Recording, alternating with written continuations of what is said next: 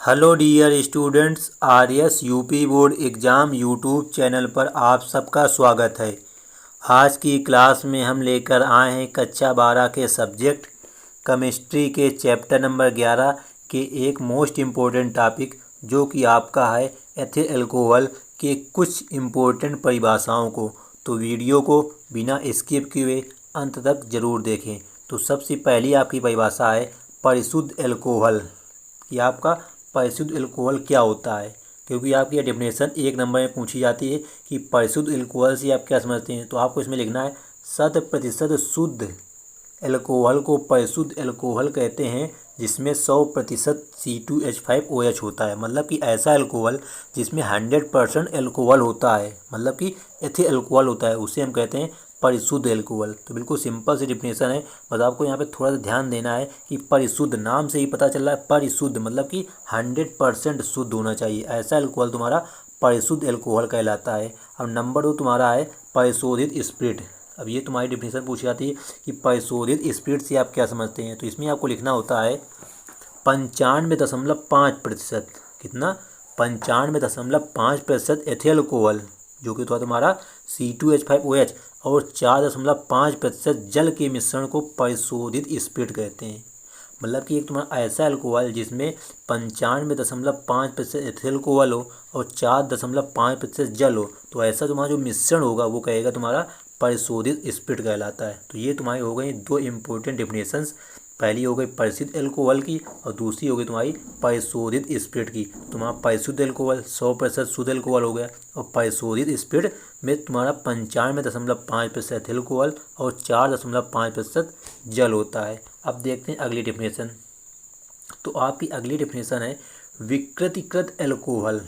विकृतीकृत मतलब कि विकृत, उसका जो रूप है विकृत कर दिया गया है, तो उसको हम कहते हैं अल्कोहल, विकृत अल्कोहल। मतलब कि जो तुम्हारा जिस रूप में होता है उस रूप से उसको चेंज कर दिया गया है, तो उसको हम कहते हैं विकृतीकृत अल्कोहल। तो इसमें आपको लिखना है एथिल अल्कोहल को लोग शराब के रूप में प्रयोग कर लेते थे। मतलब कि पहले क्या होता था, तुम्हारा जो एथिल अल्कोहल है इसका प्रयोग लोग शराब के रूप में कर लेते थे, इसलिए एथिल अल्कोहल में मेथिल अल्कोहल, एथिल अल्कोहल में मेथिल अल्कोहल प्रीडीन तथा पेट्रोलियम नेफ्था आदि विषैले पदार्थ मिलाकर पीने के अयोग्य बना दिया जाता है। मतलब कि जब एथिल अल्कोहल तुम्हारा आया तो उसको लोग शराब के रूप में प्रयोग करने लगे, तो हुआ क्या कि इसमें एथिल अल्कोहल की में तुम्हारा मेथिल अल्कोहल मिलाने लगे और प्रीडीन मिलाने लगे और पेट्रोलियम नेफ्था मिलाने लगे। तो ये सब पदार्थ तुम्हारे विषैले पदार्थ होते हैं, जब इनको मिला दिया जाता है तो तुम्हारा पीने के अयोग्य बना दिया जाता है, जिसे विकृतीकृत अल्कोहल कहते हैं। तो आपको यहाँ पे बस मेन क्या है, पदार्थ ध्यान रखना है कौन कौन से मिलाए गए। यहाँ पे मेथिल अल्कोहल मिलाया गया है, पीरियडीन मिलाई गई है और पेट्रोलियम नेफ्था मिलाया गया है, जो कि तुम्हारे विषैले पदार्थ होते हैं, जिससे तुम्हारा जो पीने योग्य एथिल अल्कोहल होता है वो पीने के अयोग्य बन जाता है, जिसे हम विकृतीकृत अल्कोहल कहते हैं। अब लिखा है आगे, विकृतीकृत अल्कोहल बनाने के लिए एथिल अल्कोहल में 0.5%, एथिल अल्कोहल में 0.5% मेथिल अल्कोहल तथा 0.5% प्रीडीन मिला देते हैं। मतलब कि तुम्हारा जो विकृतीय अल्कोहल हमको बनाना है तो हमको करना क्या है कि एथिल अल्कोहल में 0.5% क्या मिला देना है, मेथिल अल्कोहल, और 0.5% प्रीडीन मिला देना है। तो हमारा जो अल्कोहल बन जाएगा वो विकृतीकृत अल्कोहल बन के आ जाएगा। अब देखते हैं अगली डेफिनेशन। तो आपकी अगली डेफिनेशन है पावर अल्कोहल।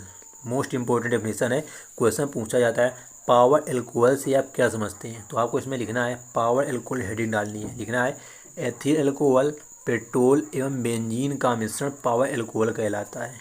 यानी एथिल अल्कोहल और पेट्रोल और तुम्हारा क्या बेंजीन, ये तीन पदार्थ हैं यहाँ पे, इनका जो मिश्रण होता है वो तुम्हारा होता है पावर अल्कोहल कहलाता है। लिखा है इसका उपयोग मोटर ईंधन के रूप में किया जाता है। मतलब कि जो गाड़ियों में प्रयोग करते हैं ये तुम्हारा क्या होता है, पावर अल्कोहल होता है। तो ये हो जाती है तुम्हारी डेफिनेशन पावर अल्कोहल की। अब देखते हैं अगली डेफिनेशन। तो अगली है आपकी प्रूफ स्पिरिट, कि आप प्रूफ स्पिरिट से आप क्या समझते हैं। तो देखते हैं इसकी परिभाषा क्या होगी। तो प्रूफ स्पिरिट आपको हेडिंग डाल लेनी, लिखना है एल्कोहलिक द्रवों की सांद्रता प्रूफ स्पिरिट के आधार पर निर्धारित की जाती है। मतलब कि तुम्हारे जो एल्कोहलिक द्रव होते हैं इनकी जो सांद्रता होती है, कॉन्स्टेंसी, इनकी जो किसके आधार पर प्रूफ की जाती है, प्रूफ स्पिरिट के आधार पर निर्धारित करते हैं कि वो कैसा तुम्हारा है, अंडर प्रूफ है कि ओवर प्रूफ है। लिखा है इसमें भारानुसार 49.3% एल्कोहल और आयतन के अनुसार 57.1% एल्कोहल होता है, मतलब भार के अनुसार होता है कितना 49.3% एल्कोहल होता है, और आयतन के अनुसार होता है 57.1% एल्कोहल होता है। जिस एल्कोहलिक द्रव में प्रूफ स्पिरिट से अधिक एल्कोहल होता है, मतलब कि प्रूफ स्पिरिट से भी अधिक एल्कोहल है, तो उसे ओवर प्रूफ स्पिरिट कहते हैं, ओवर प्रूफ कहते हैं। और जिस एल्कोहलिक द्रव में प्रूफ स्पिरिट से कम एल्कोहल होता है उसे अंडर प्रूफ कहते हैं। तो ये बिल्कुल सिंपल सी इसकी डिफिनेशन है कि इसमें आपको बस पॉइंट याद रखने हैं कि एल्कोहलिक द्रवों की जो सांद्रता है प्रूफ स्पिरिट के आधार पर निर्धारित की जाती है। इसमें भारानुसार 49.3% एल्कोहल होता है और आयतन के अनुसार 57.1% एल्कोहल होता है। जिस एल्कोहलिक द्रव में प्रूफ स्पिरिट से अधिक एल्कोहल होता है उसे ओवर प्रूफ कहते हैं, और जिस एल्कोहलिक द्रव में कम एल्कोहल होता है उसे कहते हैं हम अंडर प्रूफ एल्कोहल कहते हैं। तो ये हो जाती है तुम्हारी प्रूफ स्पिरिट, सॉरी यहाँ पे स्पिरिट नहीं होगा, तुम्हारा स्पिरिट होगा, स्पीड नहीं होगा, स्पिरिट। अब देख लेते हैं आज का अंतिम टॉपिक, एथिल अल्कोहल के उपयोग। तो बात आती है एथिल उपयोग हम कहाँ कहाँ कर सकते हैं। तो सबसे पहला उपयोग है कि एथिल अल्कोहल का उपयोग तेल वसा पेंट वार्निश आदि में विलायक के रूप में किया जाता है। मतलब कि तुम्हारा जो तेल होता है, वसा होती है और पेंट होता है, इनमें हम क्या करते हैं विलायक के रूप में एल्कोहल यानी ये एथिल अल्कोहल का प्रयोग करते हैं। दूसरा पॉइंट है तुम्हारा, इसका उपयोग मेथिलिक स्पिरिट बनाने में किया जाता है। मेथिलिक स्पिरिट अभी आपको बताया विकृतीकृत, तो वही होता है तुम्हारा मेथिलिक स्पिरिट। तो इसका उपयोग मेथिलिक स्पिरिट बनाने में किया जाता है। अगला है तुम्हारा थर्ड, इसका उपयोग पावर अल्कोहल बनाने में किया जाता है। तो भैया हमने आपको पावर अल्कोहल की डिफिनेशन बताई थी कि एथिल अल्कोहल पेट्रोल और बेंजीन का मिश्रण तुम्हारा पावर अल्कोहल कहलाता है। तो उसी के आधार पर आपको यहाँ लिखना है कि इसका उपयोग पावर अल्कोहल बनाने में किया जाता है। अगला और अंतिम पॉइंट है कि घाव को धोने में जीवाणुनाशक के रूप में इसका उपयोग किया जाता है। मतलब तुम्हारे जो घाव होते हैं उनको धोने में भी जीवाणुनाशक, मतलब कि जीवाणु जो होते हैं वो मर जाते हैं घाव में, उनका रूप में भी इसका उपयोग किया जाता है। तो दोस्तों आज की वीडियो में फ़िलहाल इतना ही। तो दोस्तों वीडियो अगर अच्छी लगी हो तो वीडियो को एक लाइक कर देना और अपने सभी दोस्तों के साथ में शेयर अवश्य कर देना। और चैनल में अगर पहली बार आए हो तो चैनल को सब्सक्राइब कर बेल आइकन को प्रेस कर लेना, जिससे इसी प्रकार की वीडियो आपको मिलती रहे और आपके एग्ज़ाम की प्रिपरेशन बेहतर तरीके से होती रहे।